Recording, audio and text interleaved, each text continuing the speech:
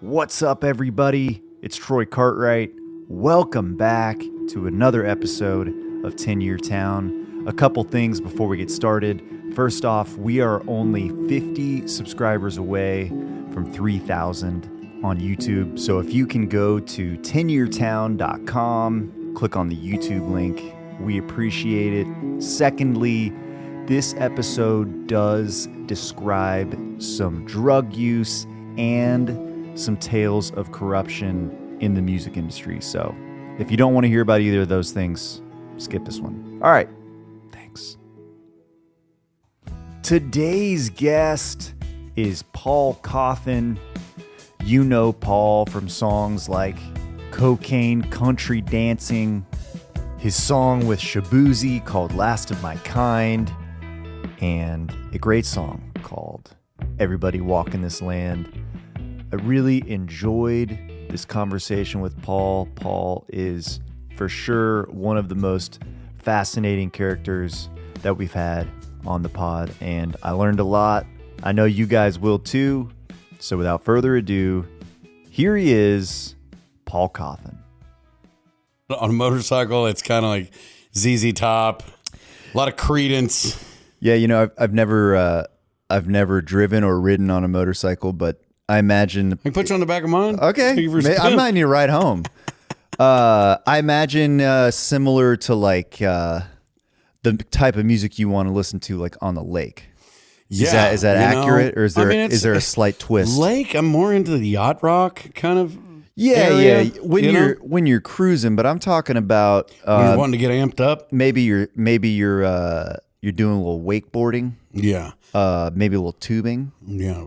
I mean that's Alan Jackson right at the middle right there for me. A little Chattahoochee. Yeah. I mean, Clint Black's Killing Time record. Yeah. That's what I learned how to slalom ski on. You know, Mark Chestnut, those records back in the day. A lot of good lakes out there in East Texas. Yeah, man. I grew up. What did Lake Rat, Lake Palestine, Lake Tyler. Yeah. And then we'd go to Lake Worth, and I mean there was just a bunch of different places. Yeah, we did a lot of Cedar Creek. Cedar Creek growing up. Oh yeah. Yeah. I really enjoyed that. I had a lot of fun out there. It's a lot of formative years for me, you know. Where did you grow up? I grew up in Dallas. Awesome. I was born in D-Town. Yeah. Yeah, Baylor Hospital, 1986 model. I was also born in Baylor Hospital, believe it or not. 1990 model myself. Okay. Maybe by the same doctor. Who knows? Might be. I bet you one thing. He doesn't remember us. Definitely not. He does not remember us. Definitely not. Yeah, it was I lived in after college I lived in East Dallas for a while, and I could like see it from my porch. And it was kind of weird. I was like, man, I haven't gotten too far. You got to get 200 miles away to not see it. Yeah. I know it is so tall. Man, I feel like for as far as culture goes, you've really put the at least for my generation put Dallas on the map culturally. You know, you've done a lot of cool stuff in Dallas. Yeah, man. There's a lot of great, you know, what I call, it's kind of felt like there's musical or renaissances in places, you know, like the east side of Austin in like 2010. Yeah. When it was just coming up and the White Horse was like the honky tonk that was the only one over there. Yeah. And like, you know, being in those certain kind of points in time and places, you know, Dallas is definitely one of those. Still is. I mean, tons of great artists and producers and studio heads, and you know, people are moving and shaking. Yeah. I know. I feel like it kind of got. I moved to Nashville in 2016, and I feel like it got really cool like right after I moved. You know, sometimes you're on the wave or you're on the foam. Yeah. It was a little early, but it was good, man. I love Dallas. Proud to be from there. And you were born in Dallas? Did you grew up in East Texas? In Tyler. Yeah, we moved to Tyler pretty quick. Gotcha. I lived near Houston and Hurst for a while. Okay. But I was a toddler. Yeah. And they moved back to Tyler, and I went kindergarten all the way up. Wow. Yep. What was it like growing up for you? Man, it's a bunch of nonsense, I got into trouble. Yeah. Come to find out, I was a troublemaker. I played baseball and football and stuff like that, and then always played golf, and sports was my thing. And then started partying, and we go to pasture parties, just like you see in the movies with the keg of beer, and there's always a few guys that always get in fights, and somebody's girlfriend's crying on a tailgate. Yeah. Party gets busted by the cops. Leave, hide in the woods, then do it again the next weekend. That's amazing. It was relentless. We'd go to this little place called the Whoop-de-Doos, the Whoopties, and it was a piece of land. And like when you come in and there was hills, whoop-de-doo, whoop-de-doo, And I remember one time my buddy Lewis and I were in his Z71 pickup truck. Or actually, it wasn't a Z71. It was a Silverado that was 2-wheel drive, and we were in the sand and everything back there. And cops come, and he puts that sumbitch in reverse. And the cops on our headlights, and he is reversing out of whoop-de-doos, doing the whoop-de-doos backwards, which I thought he was like Dale Earnhardt. Yeah. Like he put that thing, he hit the asphalt, and he slammed it in drive, and just was out. And he ran from the cops. It's amazing. And I was just like, well, you just did that, Lewis. You need to be a reverse racing champion. That is your new calling. He knows. I'm not going to say his last name. I'm not going to call him out, but he knows who I'm talking about. Yeah, it just sounds like we would smoke cigarettes together. We were young. Man, so cool though. So cool. Yeah. Wish I'd have never touched one. Yeah. Yeah, it gets a hold of you, among other things. Yeah. Yeah, the whole thing you're describing just sounds like a movie and like a scene from what is that Kings of Leon song? Pickup Truck. You know that one? Yeah. I love that song. It just makes me feel like I want to kick somebody's ass. Well, dude, thank you so much for being here. Man, thanks for having me, Troy. Yeah, I appreciate it. I've been a fan for a while. Dude, so. Thank you. That's wild to me and means a lot. And likewise, dude. Thank you. I'm a fan.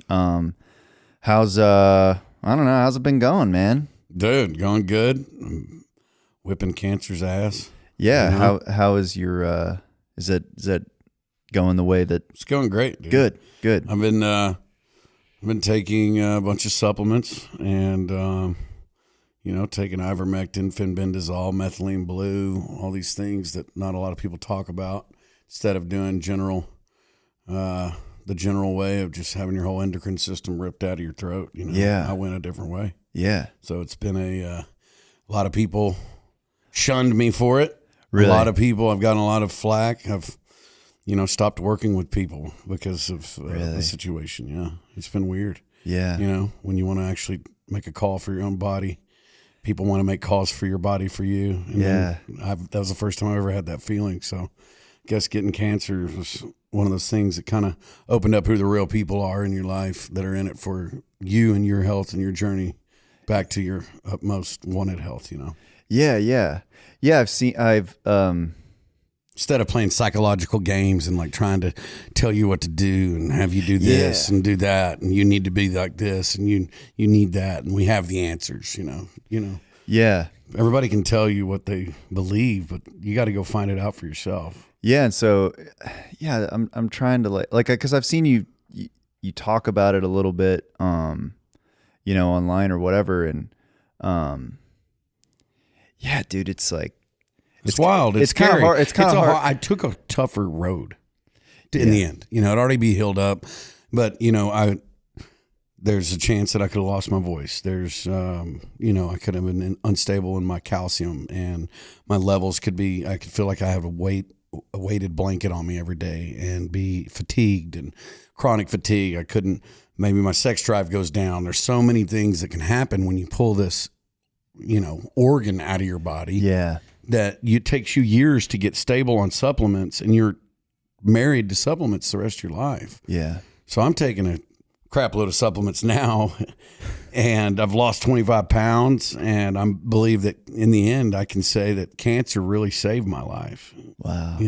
Yeah. Because I stopped a lot of my bad habits, and, wasn't eating double cheeseburgers at 4 a.m., on the bus and stuff. Yeah. I'm, haven't had bread in a long time, which or beer, really. I mean, it's just like it's been a different outlook. And so in the end, I think in the long game, me getting healthy and taking this path of health and wellness and eating clean, it's going to save me.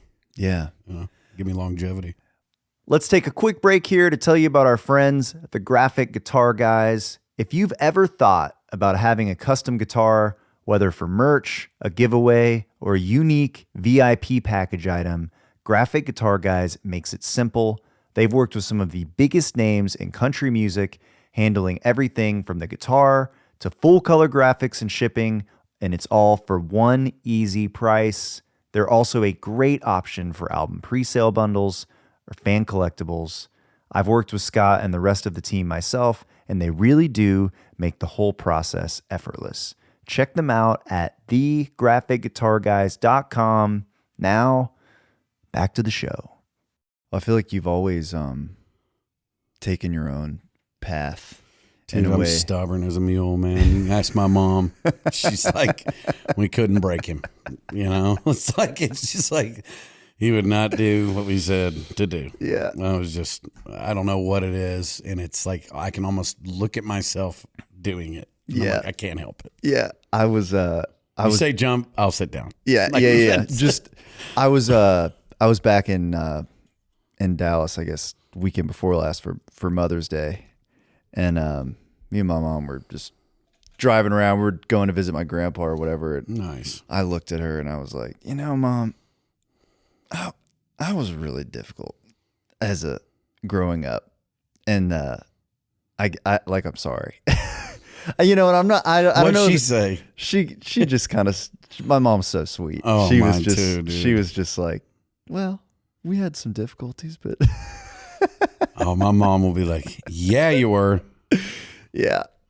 Yeah, you were. But I think that whatever that thing is, that stubbornness is like part of what that's just another side of a coin, for making art. I think it just makes you who you are. And yeah, it's just, I've been unapologetically myself. Yeah. And I'm proud to say that. Yeah. And sometimes it's to a fault.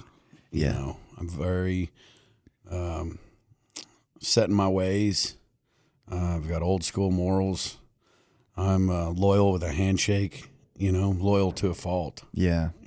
And but the thing about me is that, nobody's going to change me, and I don't want to change anybody. I like people that are different, Yeah. So yeah, that's cool. I like all the idiosyncrasies of different people, Yeah, I think I was thinking about that last night a little bit too. It's like, if you think about life and people, is like we're all an ecosystem, and it kind of takes all kinds to like make the whole thing go.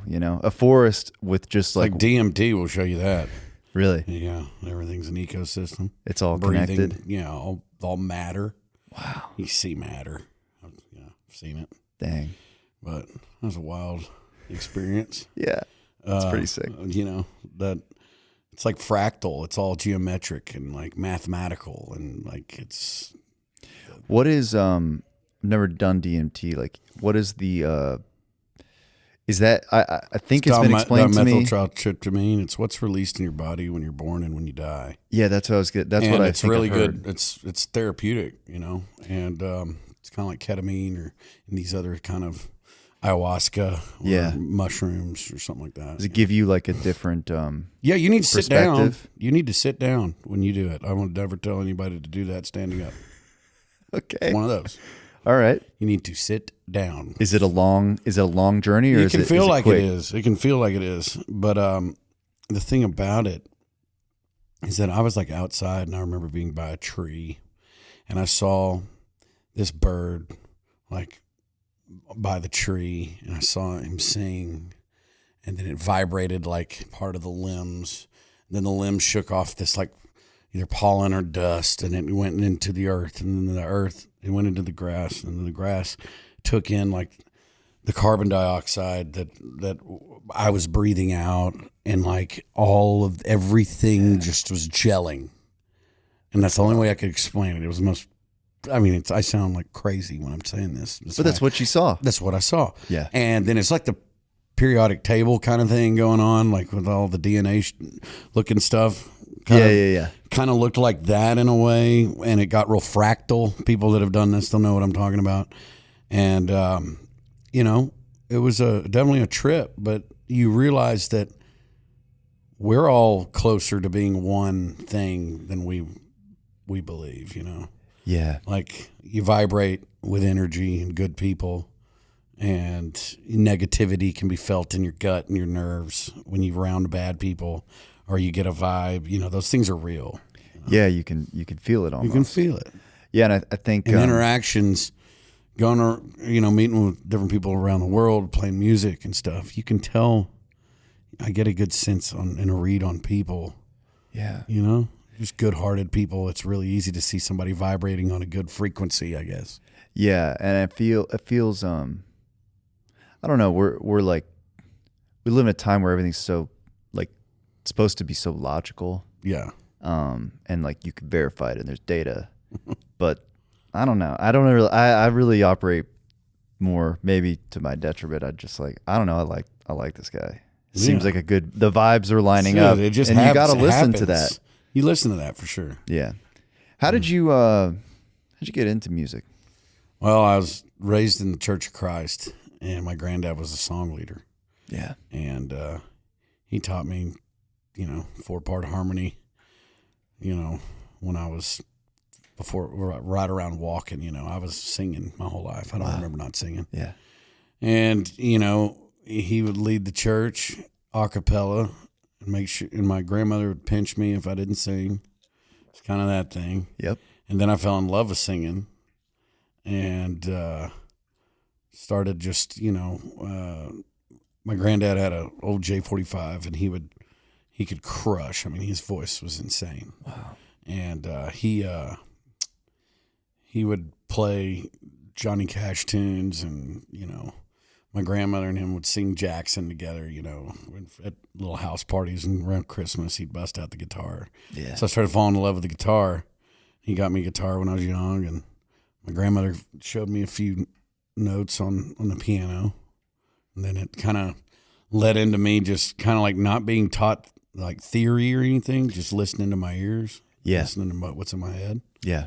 And they really pushed me to continue to do that. I don't always thank them for that, but it just grew and it grew. And then I was kind of that kid in the high school parties with the acoustic guitar in the corner. Yeah. Jamming Pearl Jam and Nirvana and Dave Matthews or whatever the hell everybody wanted me to play. Yeah. You know, I don't know how many times I played Santeria. A lot of Crash. A lot of Crash, bud. Talk about getting laid. You know Crash, you're good. Man. Hey, I got one for you, darling. I got one for you. This is from DMB. You play him that extended bridge from the live version. Oh yeah. Yes. Oh, I'm gonna give you the extended bridge from the live version tonight. Oh man, I can't tell you how many times I listened to that song in my 2002 GMC Yukon. Hey, that's a nice ride. Yeah, it was good. It was a good first car. Yep, I had an 86 Jeep Grand Wagoneer. Wow. Old Woody wagon. It was a Woody. The Woody. My granddad, it was his. So I got that. Got 6 miles to the gallon. Yeah. Sold it to some twins twin girls that put, they stuck little I don't know, jewels and super glued jewels everywhere on the interior. I came bedazzled. Bedazzled the inside of this mint 86 Wagoneer, you know? Yeah. I cried. Super glue everywhere in that thing. They know who they are. I'm not even going to say their first names because I just can't even. I'm not even going to give it to them. I'm still their friends, but I'll never forget of them bedazzling my granddad's Jeep. That's a tough thing, man. Yeah, all over the But I'm proud of wheel. you for letting it go, you know? I haven't. Yeah. I haven't. I'm proud that you think that I've let it go. You seem Haven't let like it you go. had some No, acceptance for it. There's a grudge there. Okay. There's some things I need to. Yeah. maybe pray for in this whole situation. So did you start playing in bands? Like what was kind of like the first time when I mean, it sounds like you were always kind of gonna do this, but yeah, man, I didn't really start any bands until I got out of high school. I went to jail my senior year of high school, got caught with a joint of weed, and I went off to ACU and got kicked out of the school. And then for revocating my probation for going to a toga party. They took pictures of me at the toga party. And that was in violation. Violation. Can't drink and be on probation, come to find out. So especially underage. So you had a beer and you were in a toga. Yeah, I was doing a keg stand, actually. Yeah. These pictures are funny. I wish I had them. If there's any way I could get those pictures, dude. But that sent me all the way back to Smith County from Abilene. And went and did some time for... it's hard to talk your way out of that one. Turned 20 in jail. Got out. Couldn't get back into school. So I was like, man, well, I guess I'm moving up to the mountains because they like Mary Jane up there. I like Mary Jane. So... yeah. Moved up to the mountains in Colorado. And what part? I was in Lakewood, and I slept on the couch with my buddy Scott Spradlin, a.k.a. Moses. What's up, buddy? That's a shout out to you. Still probably owe him some cash for rent. I don't know. I was slumming it, you know? Yeah. And he let me sleep on his couch, and it was like a short couch. And then the ottoman, I had to put the ottoman at the end so my legs could Z off of it to have a little bit more length. Like an L. Like a little L sleep. Yeah. Called for great back, you know, it felt good. So did that for months. And then I moved around. I had my van, old brown van, old G20 classic Chevy van. And I took that thing up into the mountains, up into Netherlands, and I just started picking and playing with all these different players at these different jams, and met like Drew Emmett and Billy Nershey and a bunch of the bluegrass guys, and Jeff Austin, rest in peace. You know, he was really cool to me and told me a lot of cool stuff up there at the First Ave in Netherland, Colorado.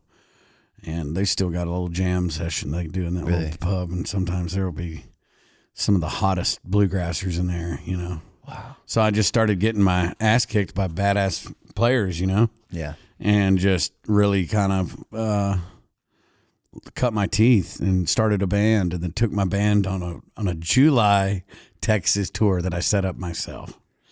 And I was 20, just turned 21 years old. Yeah. And we packed them all in my old brown van, and I took them to Texas. They'd never been south before, and it was hotter. So than hot. We went to Austin, dude. And they were just baking. Yeah. Yeah. It was It's hot. wild. It was just, yeah.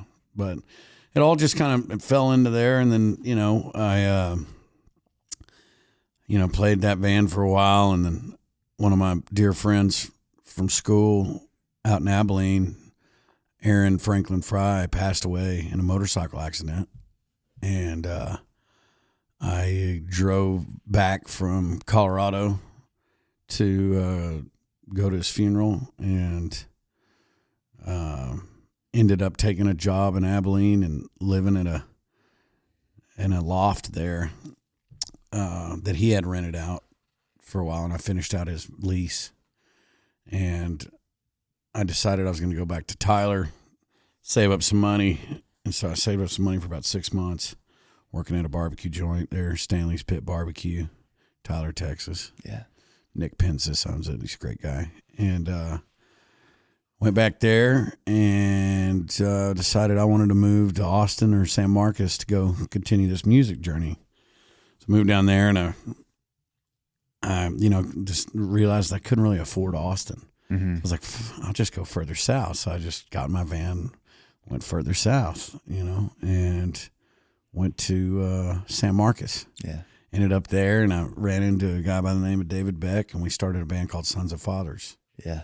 And that's when it all just started happening. We met with Lloyd Maines. Yeah. He produced our record in like 2010. Wow. And started really getting some headway. I was selling a bunch of weed. That was the only way we were staying on the road. I was selling pounds and pounds of weed and making a ton. We were making a ton of cash there for a minute, to the point where they wouldn't play us on the radio. So I came up here, and I'm not going to mention names, but I definitely, in this town of Nashville, Tennessee, freaking thrown 10 grand in a paper sack to a radio promoters, and they've ran my records right into the top 10. Payola is real. Don't let anybody tell you it's not. That's all I gotta say. It's real. It still is real. Somebody throws you 10 G's, you take it, and you actually work for them a little harder than the rest. It's just part of it. That's what it was. That's reality, and that's what happened. Man, paid cash money at the Montana Mike's. Isn't that a place here? I don't know. It's like a restaurant, a chain. I think it's called Montana Mike's. Met him there, and he's like, man, I don't think I can take this on. I can't take this on. And I just pulled the freaking cash. Felt like Robert De Niro. I felt like I was in the Goodfellas or something. Put that up there, and he looked at it, took it, walked out. That next week, dude, just watching our record go up into the Americana charts, just all the way up. Amazing. And then we're opening up for Edward Sharpe and the Magnetic Zeros and all those guys. Yeah. Doing that Mumford & Sons kind of stuff. Yeah. And it was in that world. And that was a great time. Yeah. It's kind of what I call my college years of music, Yeah, yeah. It's so, I don't know, the first time you really are doing it for real and like heavy and on the road, it's just, I look back on those times in my career like so fondly. I learned so much. I got, I don't know, so many stories about being at Larry Joe Taylor Fest. We got to drive to Midland, and the guitar player's vomiting in the Jolly Rancher bag. Buddy. How many vomit bags? Try to throw up in like a t-shirt, anything. It was just like drinking to a point of just like awful. It was a wild time. Dirty. Yeah. This is a word that comes to my head. Dude, it was so dirty. Did everybody was hooking up with everybody. All the girls in San Marcos, and we were just, everybody was just having fun. It was like it was just free love, man. It's a good time. It was great times. I wouldn't take it back for anything. Had some good, wild times. Yeah. Took mushrooms once, and we went in San Marcos, and there's about 12 of us, and we went and got into the headwaters of the river, and we just went all the way to 3 towns down with no floating device, nothing. Oh, you were just got in the river, and then we just let the old mushroom trip happen. And we're like 4 miles down the damn river, God. By the time we're done, all pickled and peared. Yeah. No water. Now we got to walk miles. It was just not really thought out. Yeah. But here you are. It's all character building. That's right. Yeah. How long did I guess when did you make the decision or what happened that led you to doing the thing that you're doing now and being? Well, the band broke up. Sons of Fathers broke up in 2013, 14. And so, I met with a guy named Mike Krug who hooked me up and became my manager and helped me get on my feet. He had a company called CTK at the time, and then he actually formed with William Morris. Yeah, and does great work. He's been a soldier in my back that's had my back for a long time, and he kind of got me, believing in I can do it myself, mentality, and really after being a duo, gotta just be like, okay, well, you can sink or swim, So just started writing, trying to be prolific as I could, writing every day, 7, 8, 9, 10 songs, trying to just. Had you not written by yourself that much up to that point? Not point? as much, yeah. I had, but David and I, for about 4 years, were writing just together mostly, but we'd bring ideas, and it was awesome. I still miss writing with him. But it's it's just the thing with bands, you just kind of go your different ways. Yeah, it's a lot of. It's kind of like a marriage.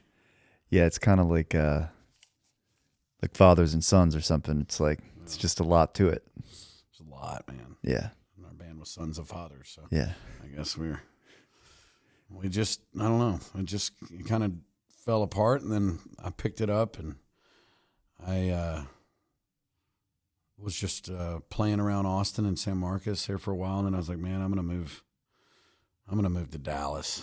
I moved to Dallas and ran into the Texas Gentlemen and started playing with those guys and recording at Modern Electric, and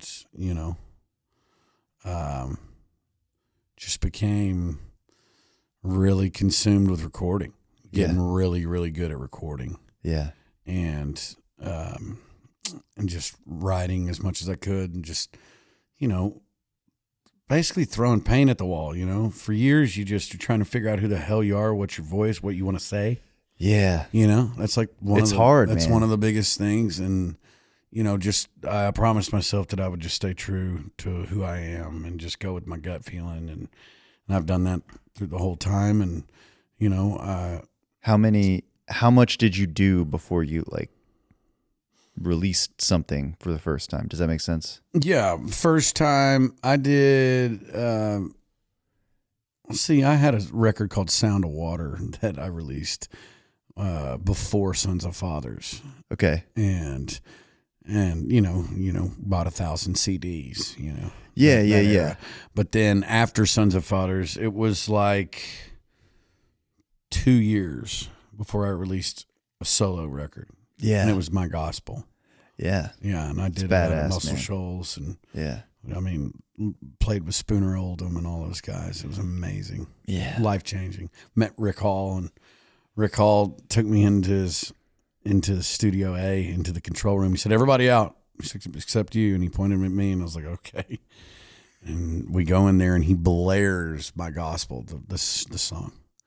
And it's loud, dude. Loud. And he had, in his office, was the loudest speakers I've ever heard in my life. I seriously think I did hearing damage in that room.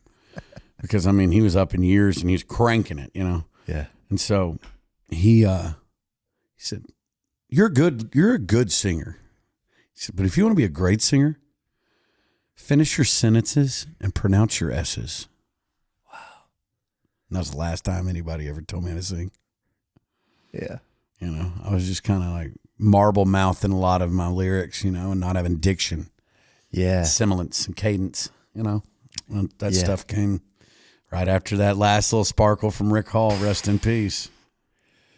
Man. So started. You listen to that. Hell yeah, man. Yeah. I listened to it. He's a king. So did that. And then, Bo Bedford has been my producer for a long time, and Jason Burt. Yeah.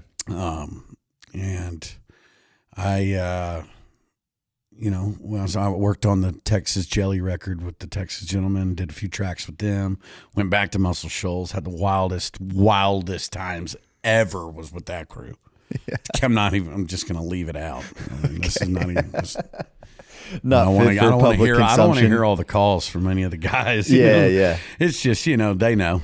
It was a great time, and we were living wild and fast and free. Yeah. That's the only way I can explain it. And then, I started digging in further with my music, and I was with a girl, and I was going to get married, broke it off. I was living in Wichita Falls, and then I moved back to Dallas.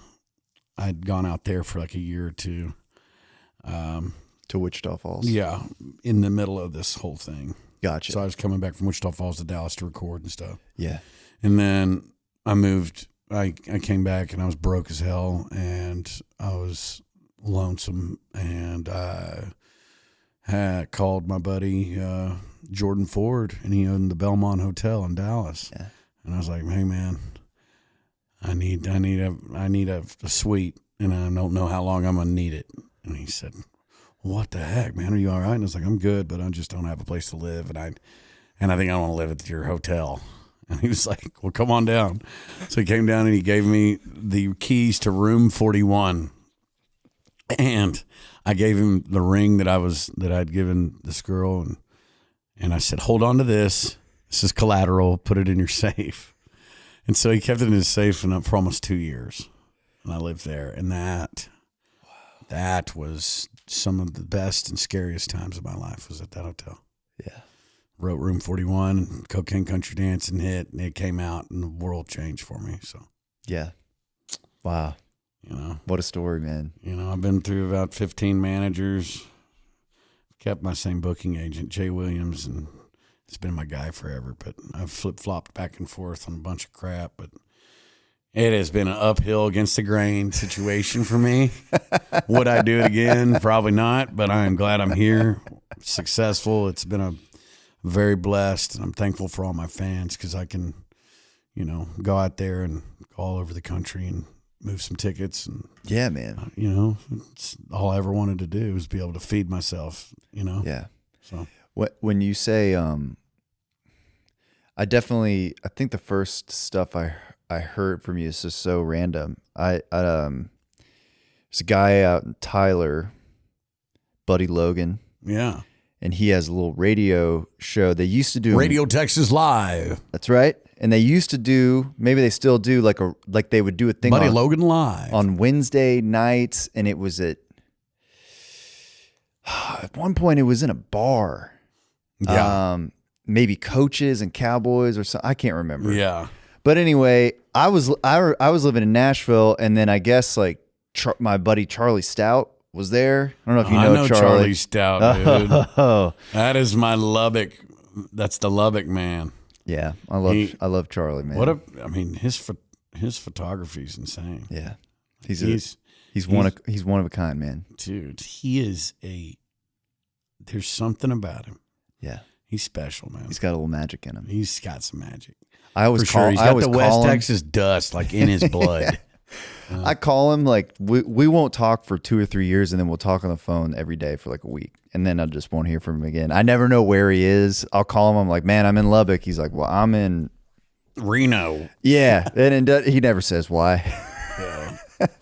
And he don't need a reason, But I guess I don't remember exactly what the situation was, but he like tweeted. I don't even remember if it was a video of you playing or if it was a song, and I listened to it and I was like, what the fuck is this? This is amazing. To be honest with you, it was one of those things you hear and I was like, I should quit. Oh God. It was just cool. Do that, man. Thank you. No, I just mean that from like what struck me about it was that it was so, we're like, as an artist, you're trying so hard to be yourself. Yeah. And when I heard that song, I felt like I was listening to somebody that was tapped into themselves. That was tapped into themselves and like was being authentic and free. And like, it's hard to quantify that, but you could just feel it. For sure. I think it's a spirit. I think it's God, That's what I believe. So, yeah. I believe that we're vessels. Yeah. And you just tap into the Lord and a lot of cool things can happen. Yeah. It pours out, man. Pours out and it keeps you alive and going. And,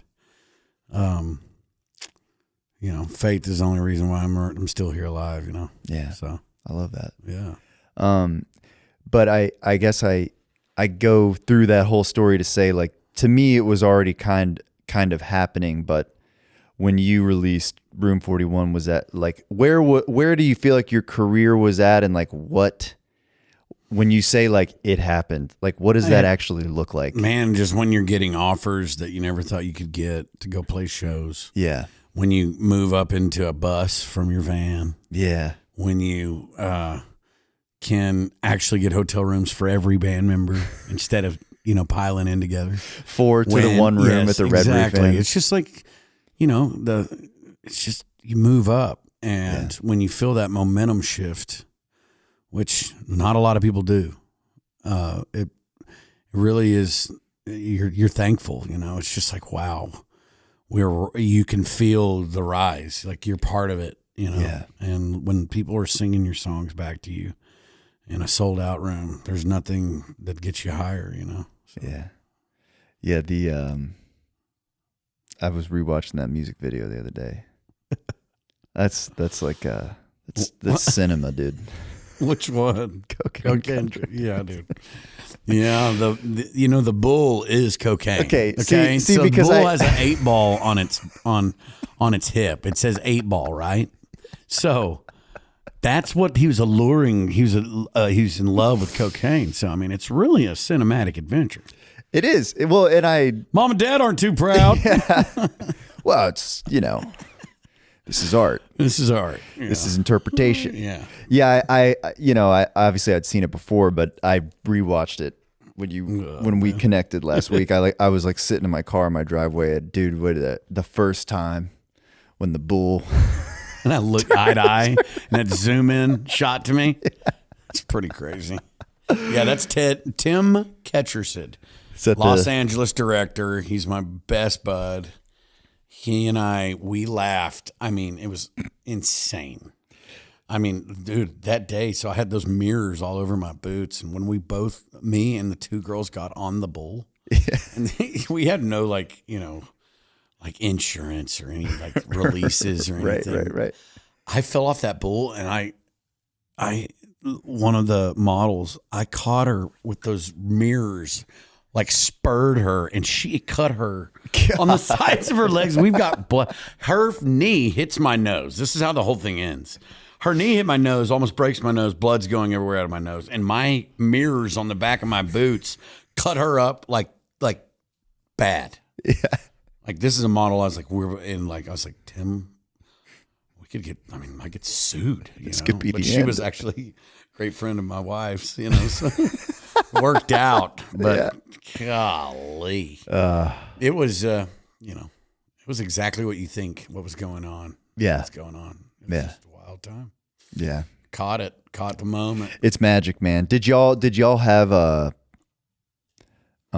and you don't have to say, I don't want to get like too far into the weeds and like take away any of the magic behind it, but like how did y'all like kind of have the whole thing in mind like before you went in there, or was it sort of unfurling? We had the whole thing in mind. We Tim and I wrote it. We smoked like 36 joints in my little apartment. Yeah. And we talked about the bull is the cocaine, Paul. PC. That's it. That's how Tim talk. Like, PC. The bull is the cocaine. You're looking at the bull. You're like attracted to it, PC. It's almost weird. We're like, yeah. He's like, and you're also like the operator.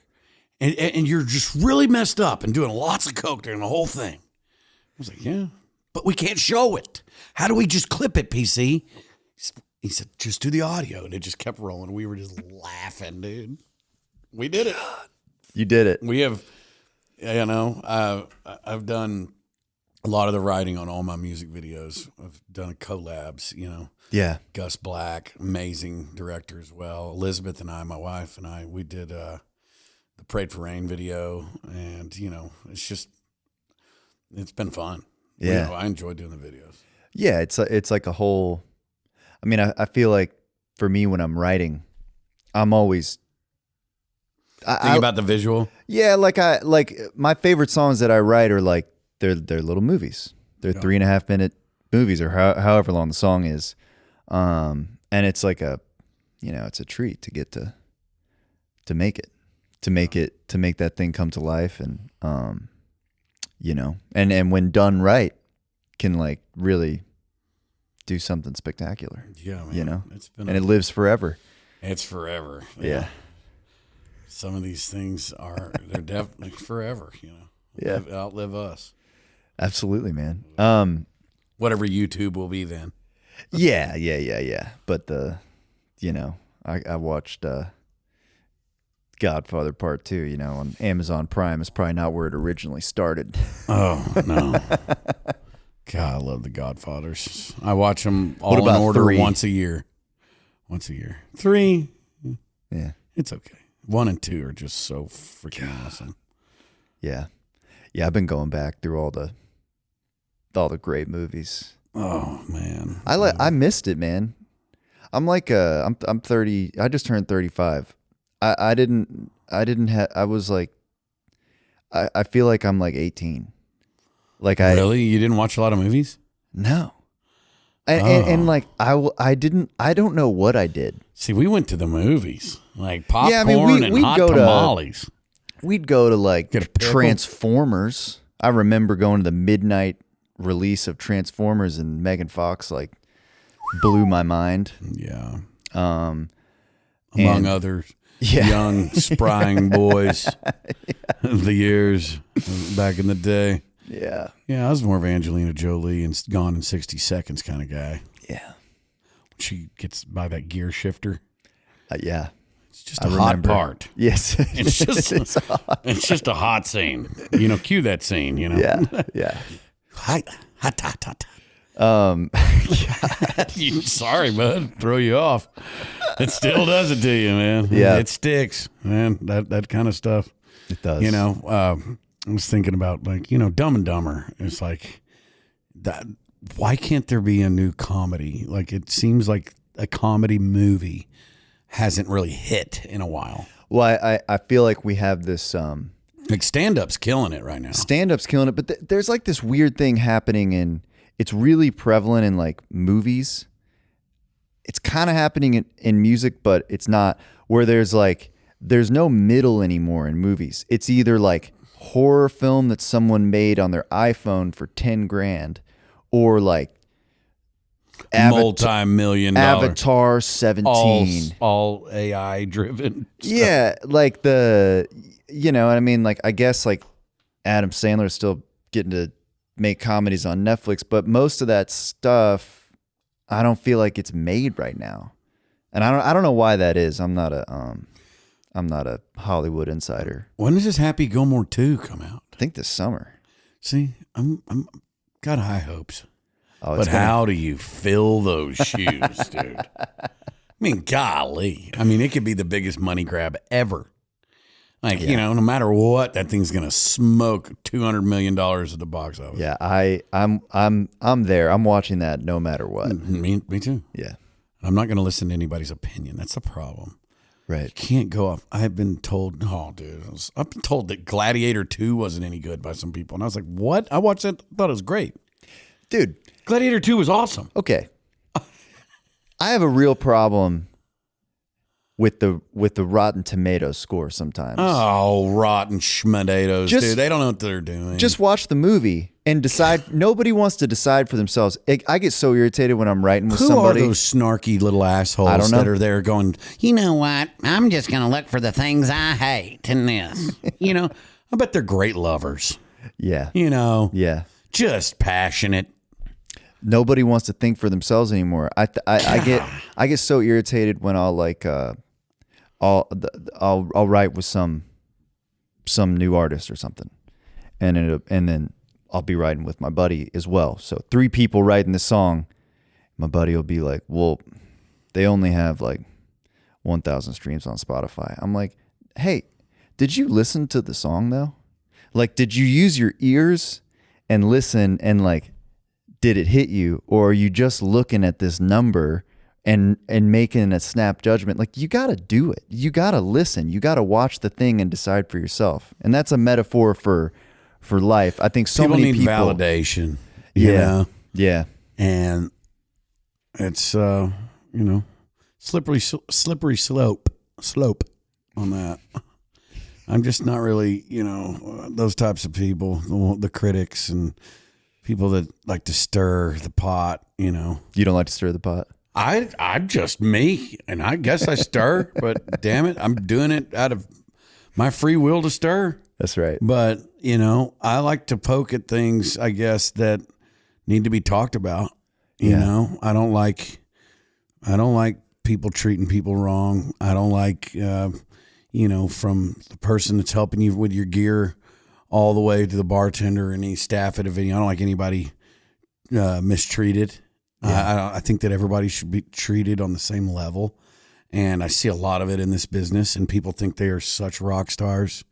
And it's all bullshit. A rock star is a bullshit. You know, they're all humans. You know what I mean? Yeah. They have a job, and they go do their job, and they're either a nice person or they're an asshole. Yeah. And that's it. It's a clean line. Yeah. And I try to be with nice people. And if you're an asshole, go on. I'm welcoming to anybody. I'll give anybody a shot. Yeah. You know what I mean? I don't have even if I've heard something about you, I don't care. Let me learn it for myself. Like, right. You know, I'm not going to just cast judgment just to cast judgment. Yeah. You know? You got to find out. I'll find out for myself. Yeah. People always fuck around and find out. That's right. Yeah. People always tell me like, you don't want to, especially when I was younger, I always wanted to like live in New York for a while. Just thought it'd be cool. My wife was there 12 years. Yeah. And people would always tell me, oh, you'll get sick of it. And I'm like, okay. Well, I would like to find out I would like to get sick of it firsthand, you know, other than you can just tell me. And like, we're sitting in the suburbs of Plano, Texas. Like this is not it. This is heaven. Yeah.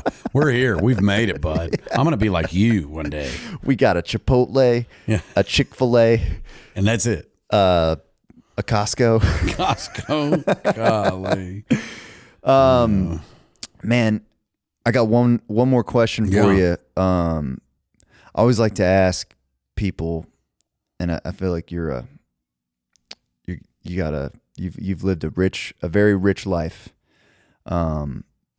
If you could go back to like younger you and give yourself one piece of advice for the journey ahead, what would you say? Slow down.